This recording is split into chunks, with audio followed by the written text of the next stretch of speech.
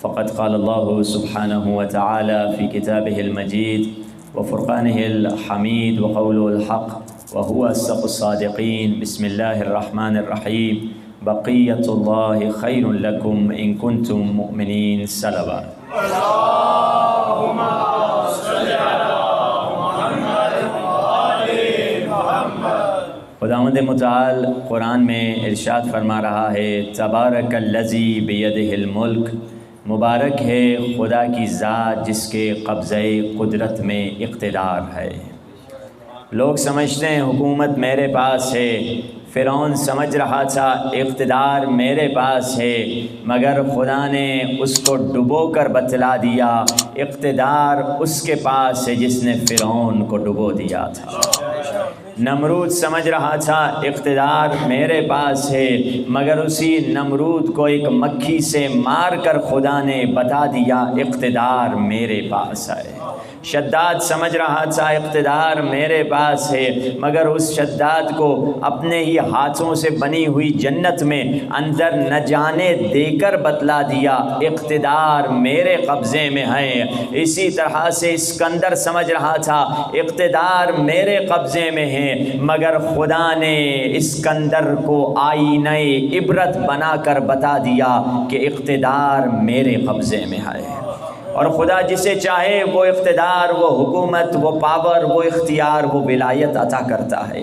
مگر لوگ سوال ہی کرتے ہیں، اہل بیت کو خدا نے اقتدار دیا، ولایت دی، مگر حکومت کا تاج و تخت اکثر اوروں کے پاس تھا، اہل بیت کے پاس حکومت کم رہی۔ نبیوں میں نبی سلیمان ہیں، نبی داؤد ہیں، ان کے پاس حکومت ہیں، حکومتوں میں مولا علی ہیں اور وہ بھی چند سال ہیں، مولا حسن مجتبیٰ کے چند مہینے ہیں، باقی حکومتیں اوروں کے پاس تھیں۔ کیا وجہ ہے؟ دیکھیے مثال دے دوں، آپ ایک بہت بڑے بازار میں گئے ہیں اور ایک بہت بڑا مالدار شخص کی گاڑی رکی اور آپ کے سامنے ایک مالدار شخص نکلا جس نے اپنے جیب سے بہت موٹا بٹوا نکالا اور بٹوا اپنے نوکر کو دیا کہ جب ہم شاپنگ کریں گے تم پیمنٹ کر دینا۔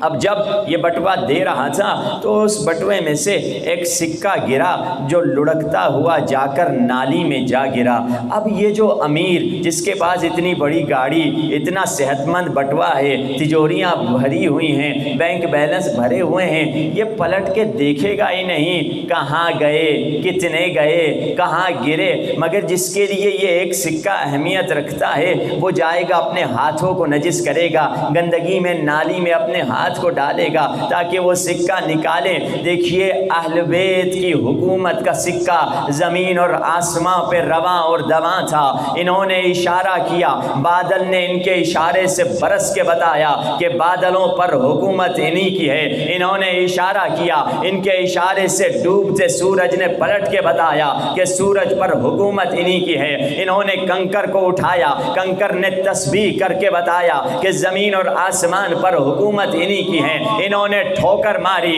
جاتی ہوئی روح نے واپس پلٹ کے بتایا کہ زندگی پر حکومت انہی کی ہے۔ عزیزان محترم، جو پورے صحرا کا مالک ہو وہ کنکر کو کیا حیثیت دے گا؟ جو پورے سمندر کا مالک ہو وہ قطرے کو کیا حیثیت دے گا؟ جس کے اشارے سے ڈوبتا سورج پلٹ آئے وہ دنیا کی ڈوبتی حکومت کو کیا حیثیت دے گا؟ قیمتی جملہ عرض کرنے جا رہا ہوں، توجہ رکھیے، جس کے قدم مہر نبوت پہ پڑے ہوں دنیا کے تاج و تخت کو کیا حیثیت دے گا؟ اس کے قدم مہر نبوت پہ پڑے ہوں، دنیا کے تخت و تاج پہ اس کے قدم نہ پڑیں تو کیا حیثیت ہے دنیا کے تخت و تاج کی اس ہستی کی نگاہوں میں؟ دیکھیے خدا نے کیا کہا، مجھے خدا نے خود کو کہا تبارک، مبارک ہے خدا کی ذات۔ ہم دعا میں مانگتے ہیں خدایا مجھے برکت عطا فرما۔ ہم کسی کو ایک دکان کی افتتاح ہوتی ہے کہتے ہیں اللہ آپ کی دکان میں برکت عطا فرمائے، کوئی بزنس کوئی چیز بکتی ہے ہم کہتے ہیں خدا ہم کو برکت عطا فرمائے۔ اب برکت کس شے کا نام ہے؟ معصوم سے جب پوچھا گیا، مولا سے پوچھا گیا مولا برکت کیا ہے؟ مولا نے کہا کم سے کم ترین چیز سے زیادہ استفادے کو برکت کہا جاتا ہے۔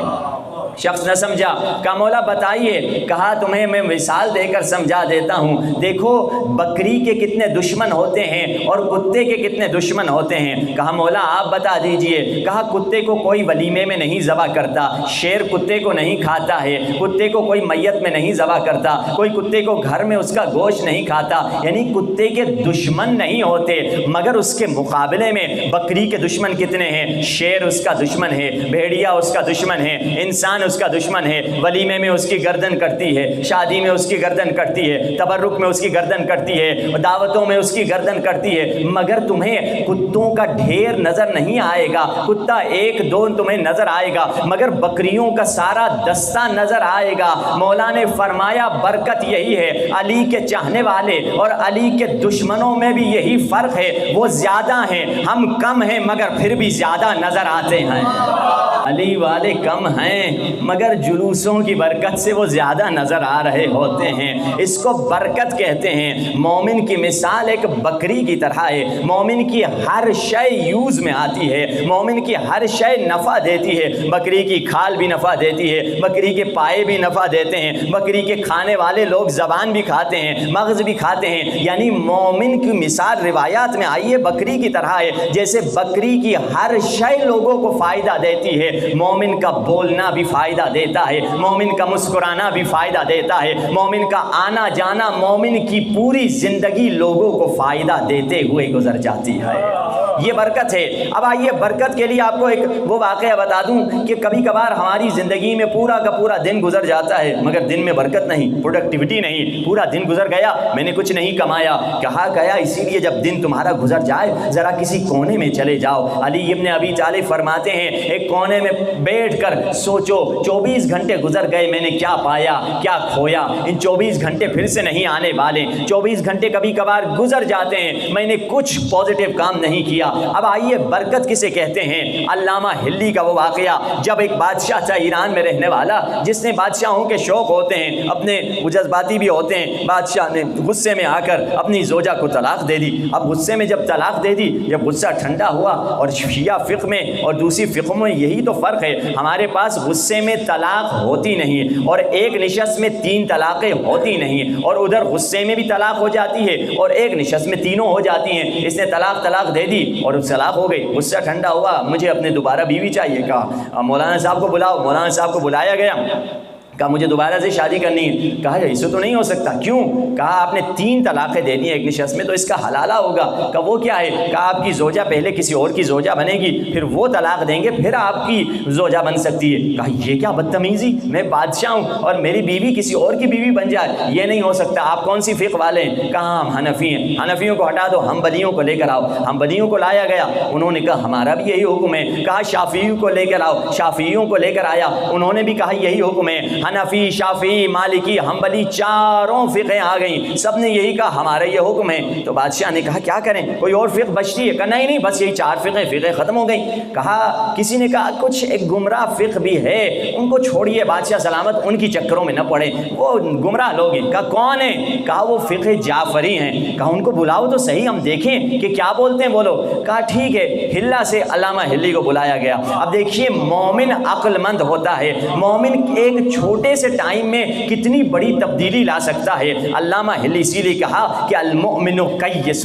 مومن ہوشیار ہوتا ہے، مومن پالیسی سمجھتا ہے، پالیٹکس اس کو آتی ہے، شیطانی پالیٹکس نہیں، اہل بیت والی پالیٹکس، خدائی پالیٹکس مومن کو آتی ہے۔ تو ایک مرتبہ علامہ ہلی آئے، اب اندر جب آئے بادشاہ کے محل میں اپنی جوتیاں بغل کے نیچے دبا کر آئے اور بادشاہ کے ساتھ بیٹھ گئے۔ اب دوسرے فقہ والوں کو بہانہ مل گیا کہ جلدی اس کو خار کر دیں، ذلیل کر دیں۔ کہا بادشاہ سلامت دیکھیے آپ نے کس بندے کو بلا دیا ہے، اس کے بعد تمیز ہی نہیں ہے، سمجھ رہا ہے بادشاہ سلامت کے محل میں چپل چوری ہوتے ہیں، یہ آپ کے محلے کی مسجد نہیں ہے، یہاں بادشاہ سلامت کا محل ہے، یہاں چپل چوری نہیں ہوتی۔ علامہ ہلی نے کہا میں بلا وجہ کوئی کام نہیں کرتا، میں ریزننگ بتا دیتا ہوں۔ کہا ریزننگ بتائیے۔ کہا میں نے خود پڑھا تھا کہ ایک دن رسول اللہ کے ساتھ حضرت ابو حنیفہ جا رہے تھے، امام ابو حنیفہ جا رہے تھے اور ان کی چپل ان کے بغل کے نیچے تھی۔ جیسے یہ کہا حنفی فقہ والے اٹھ گئے، کہا یا بادشاہ سلامت سراسر جھوٹ بول رہا ہے، امام ابو حنیفہ نے تو رسول خدا کو دیکھا ہی نہیں، وہ تو رسول خدا کے زمانے میں ہی نہیں تھے۔ وہ تو رسول خدا کو انہوں نے دیکھا ہی نہیں ہے. کہا سوری میرا حافظہ کمزور ہو گیا ہے. وہ امام مالک تھے جو رسول خدا کے ساتھ جا رہے تھے اور جوتیاں ان کے بغل میں تھی. فوراً مالک ہی اٹھ گئے. کہا بادشاہ سلامت جھوٹ بول رہا ہے, امام مالک نے بھی رسول خدا کو نہیں دیکھا ہے, وہ بھی رسول خدا کے زمانے میں نہیں تھے. کہا سوری معاف کیجیے گا, وہ نہ امام ابو حنیفہ تھے نہ وہ امام مالک تھے, وہ امام شافعی تھے جو رسول اللہ کے ساتھ جا رہے تھے اور جوتیاں ان کے بغل میں تھی. شافعی اٹھ گئے. کہا ہمارے امام بھی رسول خدا کے زمانے میں نہیں تھے, انہوں نے رسول خدا کو دیکھا نہیں. جب چاروں فقہوں نے یہ اقرار کر دیا کہ ہمارے امام نے رسول اللہ کو دیکھا نہیں ہے, علامہ ہلی نے چپلیں زمین پر پھینک کر کہا بادشاہ سلامت چاروں فقہوں کے امام وہ ہیں جنہوں نے رسول اللہ کو دیکھا نہیں, نہ رسول اللہ کے زمانے میں ہیں, مگر میں اس علی کو مانتا ہوں, اس علی نے رسول کی ایسی پیروی کی ہے, میں اس علی کی پیروی کرتا ہوں جس علی نے رسول کی ایسی پیروی کی ہے جیسے اونٹ کا بچہ اپنی ماں کی پیروی کرتا ہے. میں اس علی کو مانتا ہوں. جب علی پیدا ہوئے علی رسول کے گود میں تھے, جب رسول دنیا سے گئے رسول کا سر علی کی گود میں تھا. یہ وہ علی ہیں جس نے رسالت سے ڈائریکٹ علم لیا ہے. اور اس کے نتیجے میں کیا ہوا؟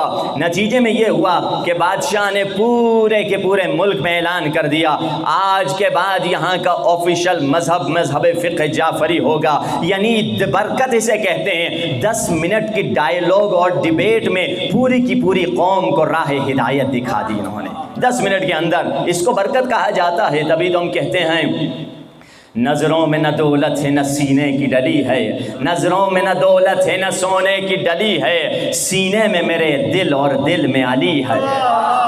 نظروں میں نہ دولت ہے نہ سونے کی ڈلی ہے, سینے میں میرے دل اور دل میں علی ہے. خالق نے ہمیں جس کی تلاوت کا حکم دیا ہے کونین میں وہ رہتا سلطان علی ہے. تم جس کو کہو میں مان لوں گا, تم جس کو کہو میں مان لوں گا, پر یہ تو بتا کیا ذات وہ آغوش محمد میں پلی ہے.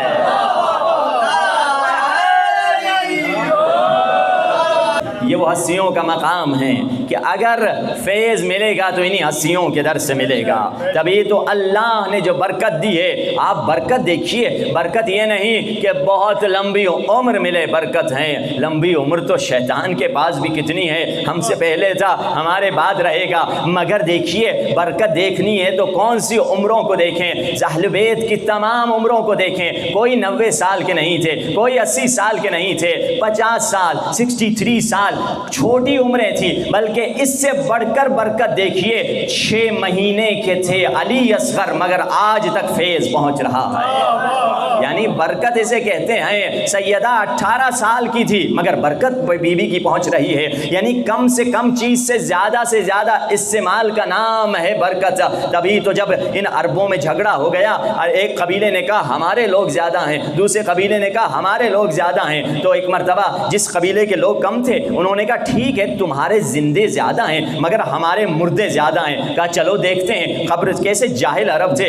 چلو قبرستان چلتے ہیں کہ دیکھیں ہمارے مردے زیادہ ہیں یا تمہارے مردے زیادہ ہیں. قبرستان پہ پہنچے تو آیت نازل ہوئی الہاکم التکاثر حتی زرتکم المقابر. تم نے کثرت کے پیچھے اتنا بھاگتے گئے یہاں تک کہ تم قبرستان آ کر پہنچے. شیعہ تکاثری نہیں ہوتا, کوثری ہوتا ہے. تکاثر اور کوثر دونوں ایک روٹ ورڈ سے نکلے ہیں. تکاثری وہ ہوتا ہے جو مال کو بڑھانے کے پیچھے ہوتا ہے, کوثری وہ ہوتا ہے جو مال کو لٹانے کے پیچھے ہوتا ہے.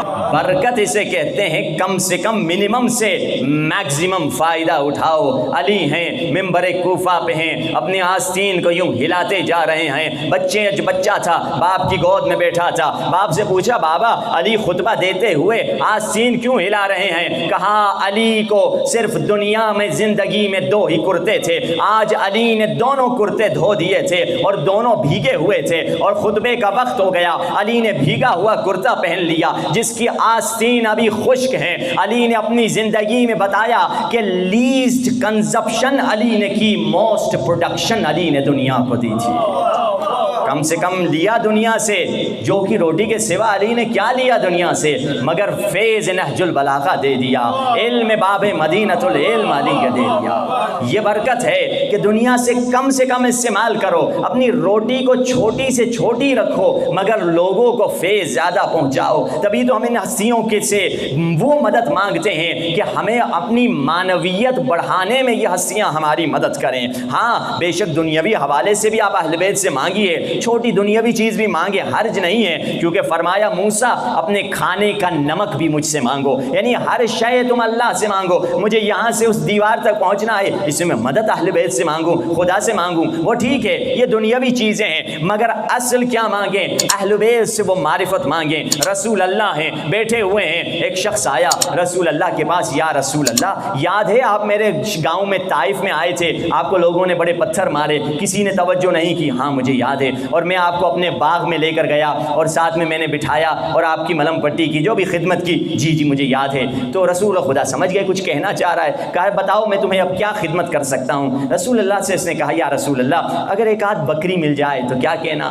ساتھ میں اونٹ بھی ہو جائے تو کیا ہی کہنا، ایک آدھ گائے بھی ہو جائے تو اور اچھا ہے، ایک دو چیزیں مانگ کر چلا گیا۔ رسول خدا مسکرائے، یہ ساری چیزیں تمہیں مل جائیں گی۔ جب وہ اٹھ کر گیا، رسول اللہ نے اصحاب کو دیکھ کر کہا کاش اس شخص کی ہمت بنی اسرائیل کی ایک بوڑھی خاتون جتنی ہوتی ہے۔ اصحاب نے کہا وہ کون سی بنی اسرائیل کی بوڑھی خاتون؟ کہا خدا نے حکم دیا موسیٰ سے، موسیٰ جاؤ یوسف نبی کی قبر کو تلاش کرو۔ ڈھونڈتے گئے یوسف کی خبر نہیں مل رہی۔ کہا کسی نے نبی خدا فلاں گاؤں میں فلاں علاقے میں ایک خاتون رہتی ہے جو کہتی ہے مجھے یوسف کی قبر کا بتائے، مگر وہ بتاتی کسی کو نہیں ہے، یعنی اس کے پاس علم ہے مگر ٹیکنالوجی ہے، وہ دیتی کسی کو نہیں ہے۔ موسیٰ نے کہا ہم چلیں گے، خدا کا حکم ہے۔ موسیٰ آ گئے، ماں جی یا جو بھی اسے کہیں، بہن جی جو بھی کہا ہمیں وہ بتا دیجیے حضرت یوسف کی قبر کہاں ہے، آپ کے پاس انفارمیشن ہے؟ کہا ہے مگر میں نہیں بتاؤں گی۔ ارے میں نبی اٹھ کر آیا ہوں، مجھے بھی نہیں بتاؤ گی؟ نہیں۔ کہا کیوں نہیں بتاؤ گی؟ کہا شرط ہے، میری 3 شرطیں ہیں، اگر وہ آپ مان لیں بغیر سنے، یعنی شرطوں کو سننے سے پہلے ہی آپ مان لیں تو میں آپ کو بتاؤں گی۔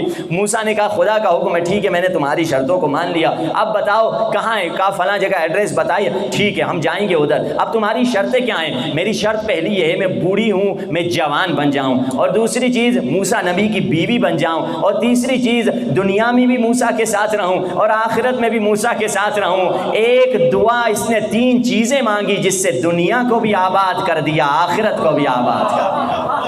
یعنی انسان کی جب ہمت بلند ہوگی تبھی تو فرمایا خدا کے بارے میں یا منتہا ہمم العارفین، خدایا تو عارفوں کی ہمتوں کی انتہا ہے۔ ہماری ہمت کی انتہا اہل بیت ہونا چاہیے، ہماری ہمت کی انتہا آل محمد ہونا چاہیے، ہماری ہمت کی انتہا معرفت خدا ہونا چاہیے۔ اور اہل بیت اپنے لیے کوئی کسٹمر نہیں ڈھونڈتے تھے، اہل بیت ہم کو اپنے طرف کیوں بلاتے تھے؟ وہ خدا کے کسٹمر کی تلاش میں تھے، وہ ہم کو اپنے طرف محدود نہیں کرنا چاہتے، وہ ہم سب کو خدا تک پہنچانا چاہتے ہیں، وہ ہمت ہمیں دینا چاہتے ہیں۔ مگر ہماری ہمت کیا ہے؟ ہماری ہمت چھوٹی چیزوں پر ہے۔ تبھی تو فرمایا نہج بلاغہ میں المرء یطیر بہمتہ، انسان کی پرواز اتنی بلند ہوتی ہے جتنی اس کی ہمت بلند ہوتی ہے۔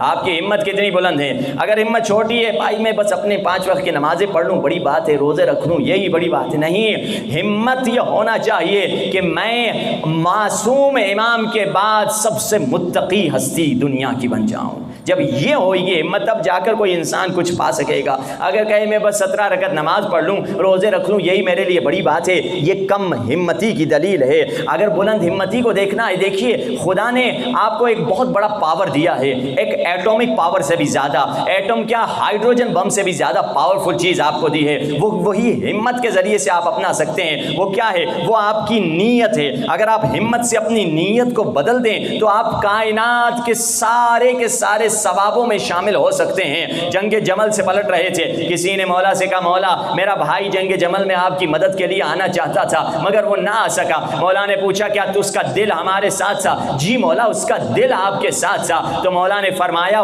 وہ بھی جنگ جمل میں ہمارے ساتھ تھا، نہ صرف وہ بلکہ وہ بچے جو ابھی ماؤں کے پیٹوں میں ہیں اور وہ بچے جو ابھی باپ کی صلب میں ہیں وہ سب جنگ صفین اور جمل میں ہمارے ساتھ ہیں۔ یعنی بس آپ نیت کا ارادہ کر لیں اور حقیقی زبان سے کہیں یا لیتنا، کاش میں کربلا میں ہوتا، کاش میں حضرت نوح کے ساتھ ہوتا، موسیٰ کے ساتھ ہوتا، تو آپ تمام انبیاء کے ثواب میں شریک ہو جائیں گے، 14 معصومین کے ثواب میں شریک ہو جائیں گے۔ مگر 100% یقین کے ساتھ کہیں یا لیتنا کا کیا مطلب؟ جب کسی نے مولا سے کہا مولا میں کربلا میں نہیں تھا، بلکہ حضرت جابر نے بھی یہ جملے کہے ہیں، جب جابر 40 منانے کے لیے آئے تو جابر بہت گریا کیا، گریا کر کے جب سائیڈ میں بیٹھے عطیہ سے کہا عطیہ ہم بھی کربلا والے شہیدوں کے ثواب میں شریک ہیں۔ عطیہ نے کہا کیا مطلب؟ کہا میں نے اپنے حبیب سے سنا ہے جو شخص کسی سے محبت کرتا ہے اور اس کے کام سے محبت کرتا ہے تو وہ بھی اس کے ثواب میں شریک ہو جاتا ہے۔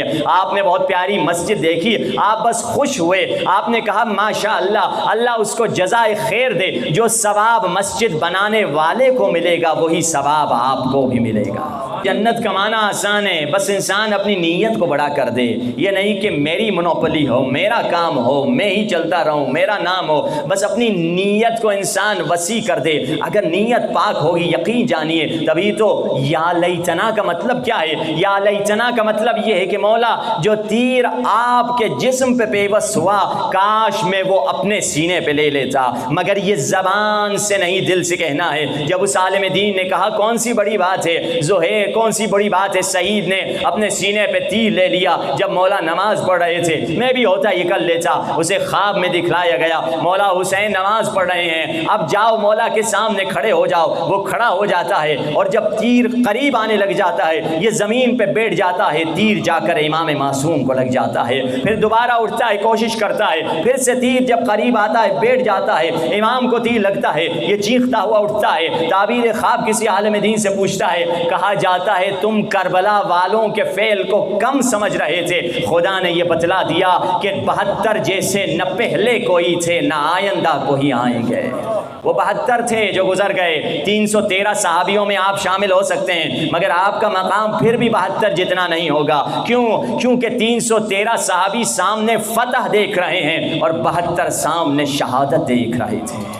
یہ وہ 72 تھے جنہوں نے وہ جملے کہے جو تاریخ میں کسی نے جملے نہیں کہے ہیں۔ کیوں؟ کیونکہ ان کی ہمت بڑی تھی۔ اب اگر ہمیں ہمت بڑی کرنی ہے، مولا نے تبھی ہر کام کو، جب کسی شخص چھٹے امام کے پاس مہمان بن کے آیا، مولا میں تو گنہگار ہوں، مجھے کیا ہوگا، میرے آخرت تباہ ہو گئی، مولا سے کہنے لگا کیوں؟ وہ شخص مولا کے گھر میں مہمان ٹھہرا تھا، رات کو ٹھہرا اور صبح کو اٹھا، دوپہر رات کے آدھی رات کے ٹائم اٹھا، 3 بجے دیکھا مولا نماز شب پڑھ رہے ہیں، اسے ہمت نہیں ہوئی، یہ سو گیا۔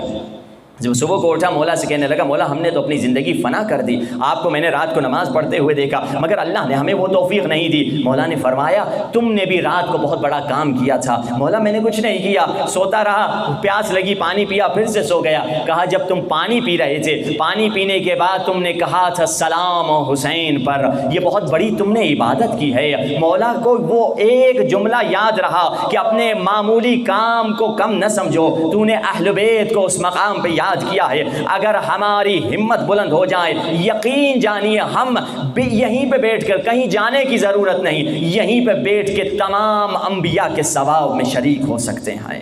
جو شخص پرانے زمانے کا واقعہ ہے، 700 سال پرانا، بیٹھا ہوا تھا کسی کیفے، جسے کہا جائے اس زمانے میں قہوے خانے جو ہوتے تھے جہاں لوگ جا کے چائے یا اس طرح کی چیزیں پیتے تھے۔ کہنے لگا میرے برابر میں ایک بوڑھا بیٹھا ہوا تھا، بوڑھے نے سر سے جب ٹوپی اتاری تو اس کے سر پہ بہت گہرا نشان تھا۔ اس نے اسے پوچھا بابا جی یہ گہرا نشان کیسا ہے؟ کہا جنگ صفین میں مولا علی کے ساتھ جب میں لڑ رہا تھا تو میرے سر پہ تلوار لگی۔ کہا مذاق کر رہے ہیں آپ میرے ساتھ؟ صفین کو گزر کے تقریباً 700 سال ہو چکے ہیں، 700 سال تو انسان کی عمر نہیں ہوتی، نہ آپ کی عمر 700 سال ہے، آپ کیسے جنگ صفین میں مولا کے ساتھ پہنچ گئے؟ کہا ایک دن میں مصر سے سفر کر رہا تھا، سفر کرتے کرتے جو میرا ہم سفر تھا، جو میرے ساتھ سفر کر رہا تھا، اس کے ساتھ میری بات چھڑ گئی جنگ صفین کی۔ اس نے کہا اگر میں صفین میں ہوتا علی کو قتل کر دیتا۔ میں نے کہا میں صفین میں ہوتا علی کے دشمن کو قتل کر دیتا۔ اس نے بھی تلوار نکالی، میں نے بھی تلوار نکالی۔ اس نے کہا نہیں یہاں علی ہیں نہ علی کا دشمن ہے، ہم لڑتے ہیں دیکھتے ہیں کون جیت جاتا ہے۔ وہ طاقتور تھا، وہ موٹا تھا، اس نے مجھ پہ غلبہ پا لیا اور میرے سر پہ زور سے تلوار ماری، میں بے ہوش ہو کر گر گیا، مجھے پتہ نہ چلا اس کے بعد کیا ہوا۔ جب میری آنکھ کھلی میں نے اپنے سر کو کسی ہستی کی گود میں پایا، اس ہستی نے مجھے فرمایا نصرتنا نصرتک، تو نے ہماری مدد کی، ہم نے بھی تمہاری مدد کی ہے، اور اللہ ہر اس شخص کی مدد کرے گا جو ہماری مدد کرے گا۔ میں تمہارے زمانے کا امام ہوں، وہ دیکھ تیرے دشمن کو ہم نے مار دیا ہے،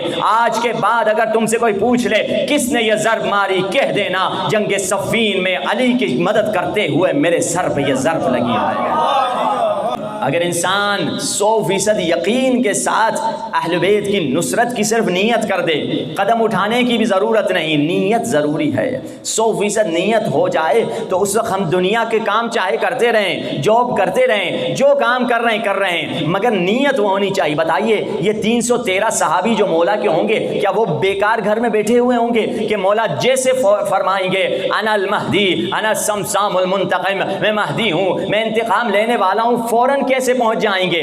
فوراً ایسے پہنچیں گے کہ ان کے دل میں نیت یہ ہوگی کہ میں جب بھی جہاں بھی مولا کی آواز سنوں فوراً لبیک کہوں گا۔ تبھی تو جب مولا کی آواز سب سنیں گے، دوسرے لوگ کوئی ٹکٹ کے پیچھے جائے گا، کوئی ویزا کے پیچھے جائے گا، کوئی تیاری کے پیچھے جائے گا، مگر یہ 313 وہ ہوں گے کہ مولا کی آواز پر جب لبیک کہنے کے لیے اپنے گھر سے قدم نکالیں گے، پہلا قدم گھر میں ہوگا، دوسرا قدم کعبۃ اللہ کے سامنے مولا کو دیکھ رہے ہوں گے۔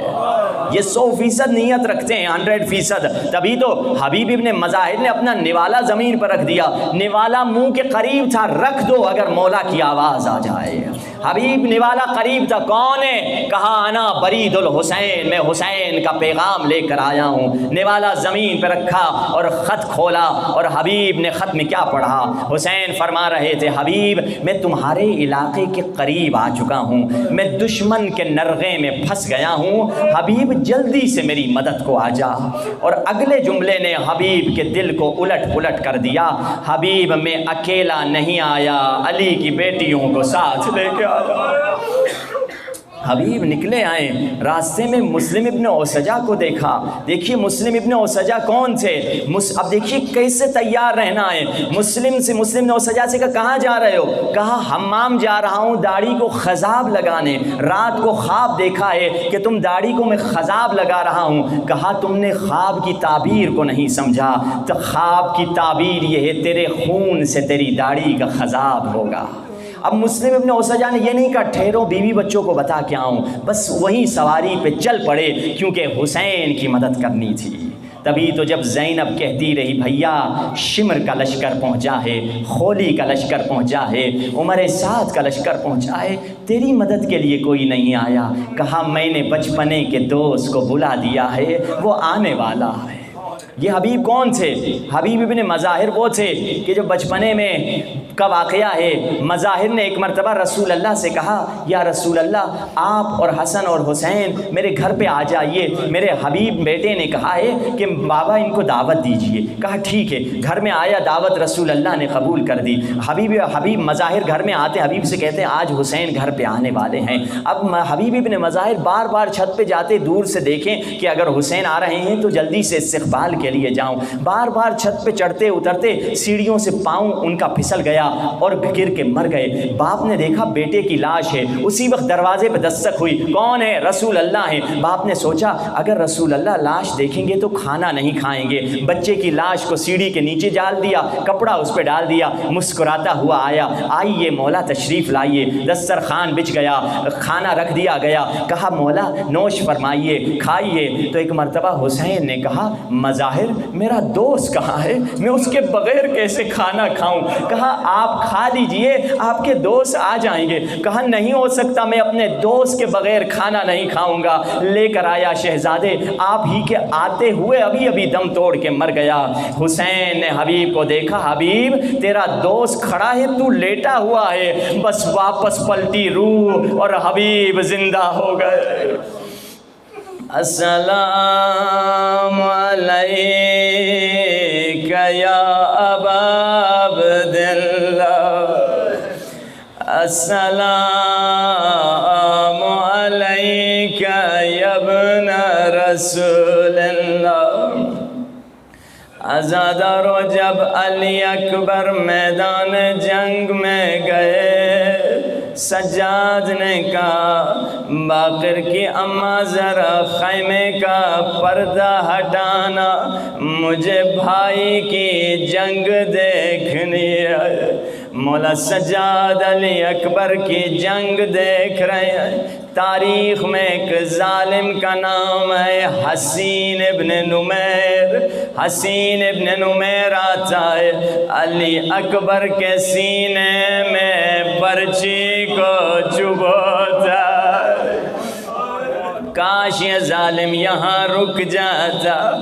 برچی کو چھپانے کے بعد برچی کو نکالتا ہے، برچی سے خون ٹپک رہا تھا۔ سجاد کو دکھاتا ہے، دیکھ اپنے بھائی کا خون دیکھ لے۔ سجاد کہتے ہیں باقر کی اماں پردہ کو گرا دو، مجھے جنگ نہیں دیکھنی۔ پورے راستے میں حسین ابن نمیر نے سجاد کو بہت ستایا۔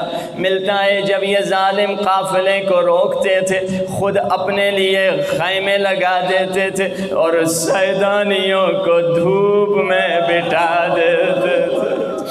اس لعین نے اپنا خیمہ لگایا، خیمے میں جا کر سو گیا۔ سید سجاد کے ہاتھوں میں جو زنجیر تھی وہ گرم ہو گئی۔ سجاد اپنی جگہ سے اٹھے، خیمے کے سائے میں بیٹھے کہ زنجیر ٹھنڈی ہو جائے۔ زنجیر زنجیر سے ٹکرائی، یہ ملعون اٹھا، غلام سے کہا جا کے دیکھ قیدی ہمارے قریب کیوں آ رہا ہے۔ غلام آیا، کہا میرا مالک کہتا ہے دور چلے جاؤ۔ مولا فرماتے ہیں میں نے تجھ سے خیمہ تو نہیں مانگا، میں بس خیمے کے سائے میں بیٹھا ہوں، جب زنجیر ٹھنڈی ہو جائے گی خود چلا جاؤں گا۔ اب جانتے ہو حسین ابن نمیر کو جب غلام نے مولا کے جملے بتائے، ظالم نے کیا کیا؟ ظالم تازیانہ لے کے اٹھا اور پشت سجاد پہ برسانا شروع کیا۔ بیویوں کی چیخیں نکل آئی، سجاد ہم اپنے ہاتھوں سے سایہ بنائیں گے۔ آزاداروں یہ ظالم تھا اور اتنے ظلم کیے۔ اب دیکھیے اہل بیت کا کریم گھرانہ کیسا ہے۔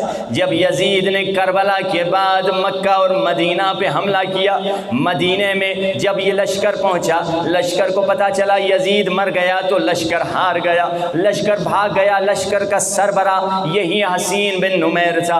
حسین بن نمیر بھی جنگلوں میں نکل گیا، جانتا تھا اگر کوئی مدینے والا مجھے پہچان لے قتل کر دے گا، کیونکہ میں نے مدینے والوں کی عزتیں لوٹی ہیں۔ اب یہ جنگلوں میں جا رہا تھا، جنگلوں سے نکلا، دیکھا کچھ خیمے لگے ہوئے ہیں۔ کسی سے پوچھا یہ کس کے خیمے ہیں؟ کہا یہ زین العابدین کے خیمے ہیں۔ اسے علی اکبر کی شہادت یاد آئی۔ سوچا سجاد نے اگر مجھے پہچان لیا زندہ نہ چھوڑیں گے، واپس جنگلوں میں جاؤں۔ جب جنگلوں میں جانا چاہ رہا تھا، پیچھے سے ایک میٹھی سی آواز آئی، بھائی عرب کہاں جا رہے ہو؟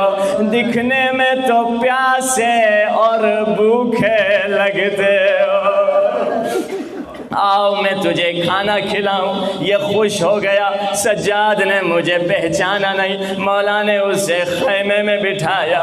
اب ایک مرتبہ کہا، مولا نے نبی کی سنت ہے مہمان کے ہاتھ دھلائے جاتے ہیں، اپنے ہاتھ قریب لا میں تیرے ہاتھ دھلاؤں۔ مولا نے ہاتھ دھلائے، کھانا کھلایا، یہ کھانا کھا کے سو گیا۔ جب نیند سے اٹھا سوچا ابھی تک تو مجھے سجاد نے نہیں پہچانا، جلدی سے نکل جاؤں۔ جب جلدی سے نکلنے لگا پھر سے سجاد کی آواز پیچھے سے آئی، بھائی کیسے کیسے جا رہے ہو؟ میری سواری بھی تو ساتھ لے لے کر جاؤ، پانی کا مشک ساتھ لے کر جاؤ۔